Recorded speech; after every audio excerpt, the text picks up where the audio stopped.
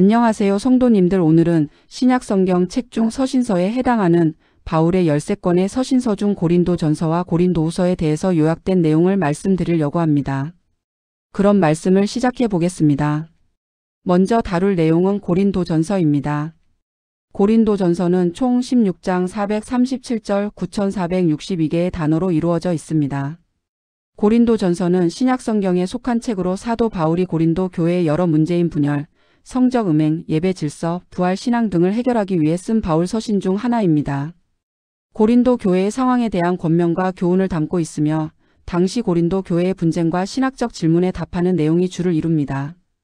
고린도전서는 고대 고린도 교회의 복잡한 문제들을 다루고 해결책을 제시한 바울의 서신으로 기독교 교리 중 핵심적인 내용들을 담고 있어 신약 성경에서 중요한 위치를 차지합니다. 고린도 교회 내부의 분열, 성적인 문제, 우상 숭배 음식 예배에서의 질서 문제, 은사 문제, 부활 신앙 등 다양한 현안에 대한 답변과 교훈을 주기 위해 썼습니다.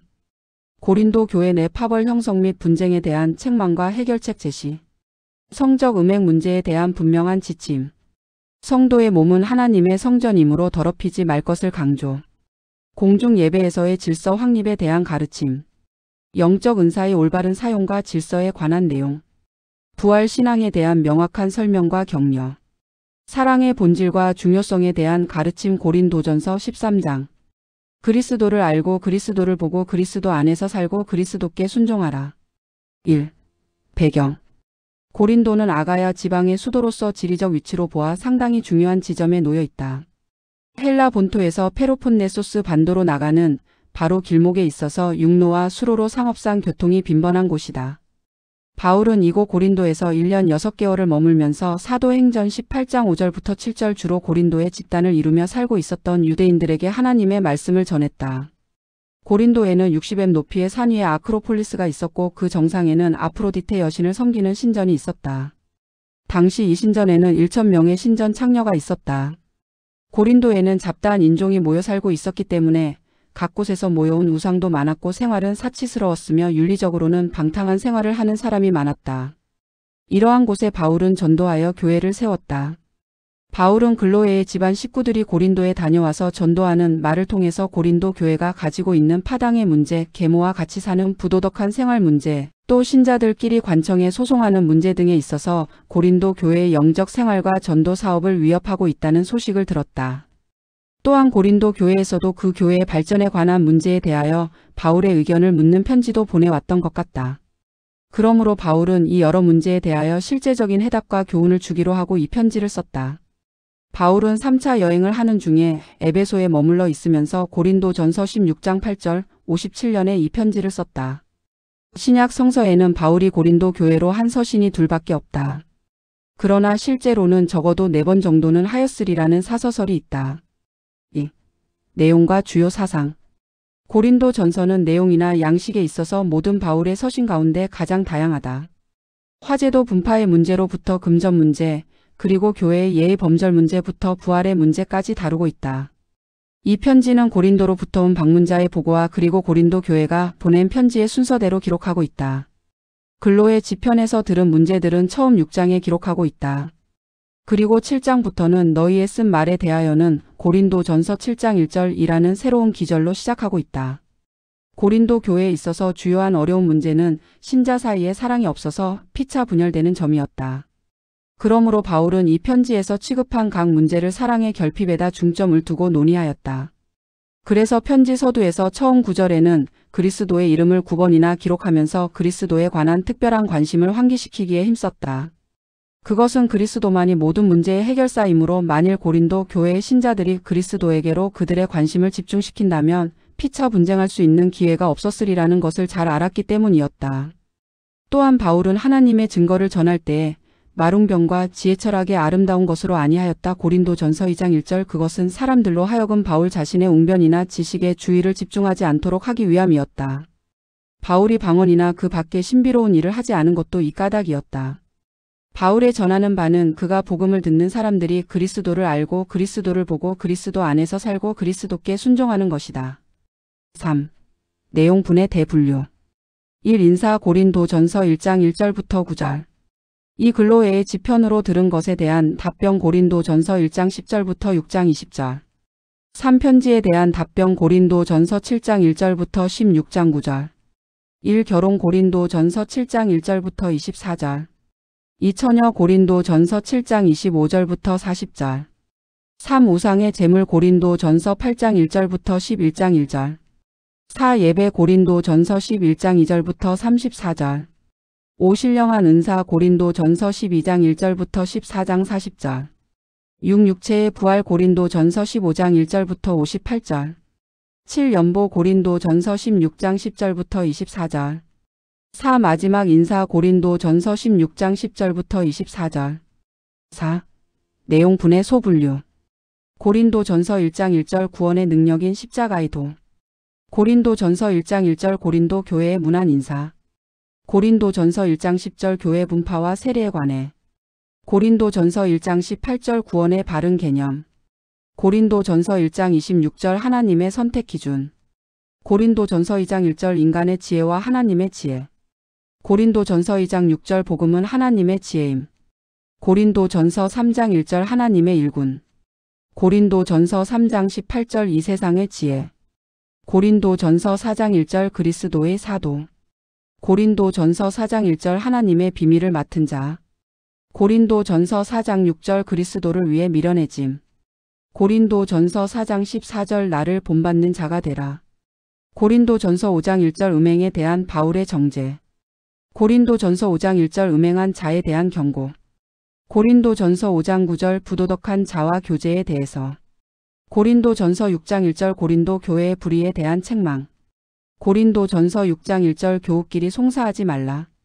고린도전서 6장 12절 성적 부도덕에 대한 경고. 고린도전서 7장 1절 결혼과 이혼의 문제. 고린도전서 7장 1절 결혼 생활의 원리.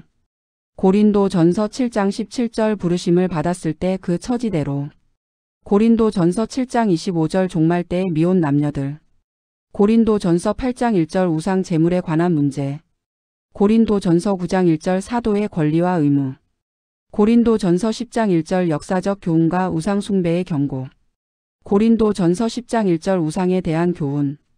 고린도전서 10장 14절 우상 숭배를 피하라. 고린도전서 10장 23절 모든 일을 하나님의 영광을 위하여 하라. 고린도전서 11장 1절 교회의 질서와 덕에 대한 바울의 교훈. 고린도전서 11장 2절 교회 예배의 태도. 고린도전서 11장 5절 공공기도의 원리. 고린도전서 11장 17절 무질서한 만찬에 대한 책망. 고린도전서 12장 1절 다양한 은사와 통일성. 고린도전서 12장 1절 성령의 은사. 고린도전서 12장 4절 은사는 여러 가지나 성령은 하나. 고린도전서 12장 12절 지체는 많으나 몸은 하나. 고린도전서 13장 1절 사랑의 정의. 고린도전서 14장 1절 예언과 방언. 고린도전서 14장 20절 방언의 목적. 고린도전서 14장 26절 공공예배에서의 은사. 고린도전서 14장 34절 여자는 복종하라. 고린도전서 15장 1절 예수 그리스도의 부활. 고린도전서 15장 1절 은혜로 된 사도의 직무.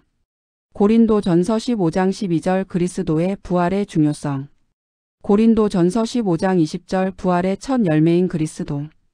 고린도전서 15장 35절 육체의 부활. 고린도전서 15장 50절 부활의 시기. 고린도전서 16장 1절 교회에 대한 바울의 결론적 부탁. 고린도전서 16장 1절 예루살렘 교회를 위한 헌금.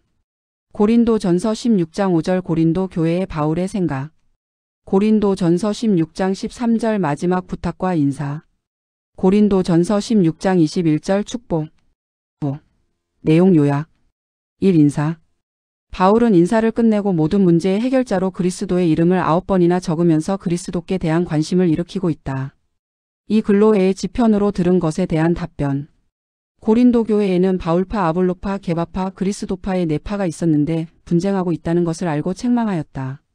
그러나 교회의 징계는 어디까지나 사랑의 정신을 가지고 해야 한다. 고린도전서 5장 1절부터 13절 교인 간의 송사는 피차 그리스도 안에서 형제로서 교회 안에서 처리하여야 하며 그리스도인의 자기의 권리를 양보하는 정신으로 살 때에 형제와 더불어 평화롭게 살 수 있는 것이다.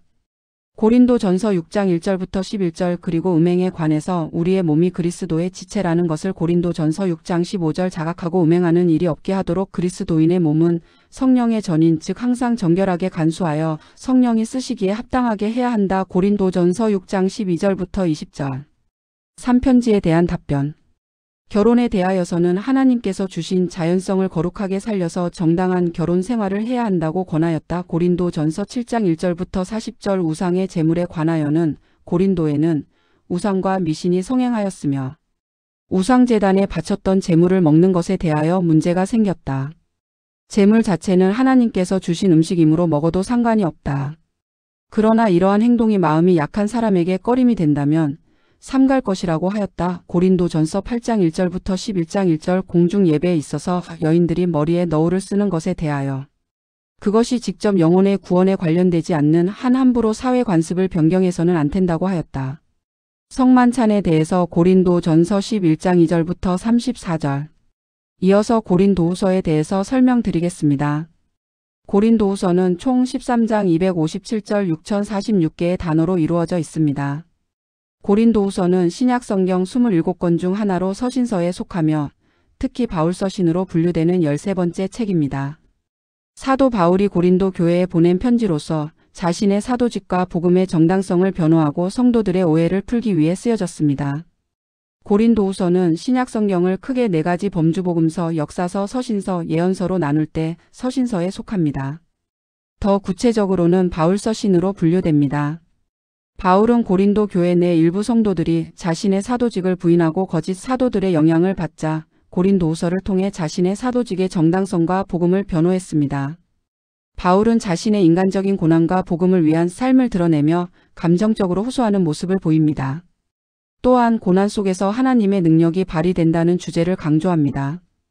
고린도후서는 고린도전서에 이어지는 편지로서 바울의 고린도 교회에 대한 책망을 듣고 회개한 성도들의 반응에 대한 기쁨과 안도를 표현하기도 합니다. 고난 중에서도 위안과 그리스도의 사랑과 보호하심을 받으라. 1. 배경. 고린도 교인 중에는 바울이 지난번에 고린도 교회로 보낸 편지에서 말한 몇 가지 조건을 아주 곡해하고 바울을 몹시 비평하였다.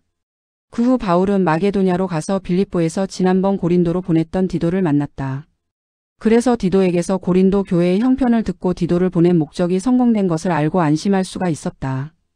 그리하여 바울은 이 편지를 기록하여 디도와 그의 동행편에 고린도로 보냈다. 이 편지를 마게도냐에서 56부터 57년경 썼을 것이다. 2.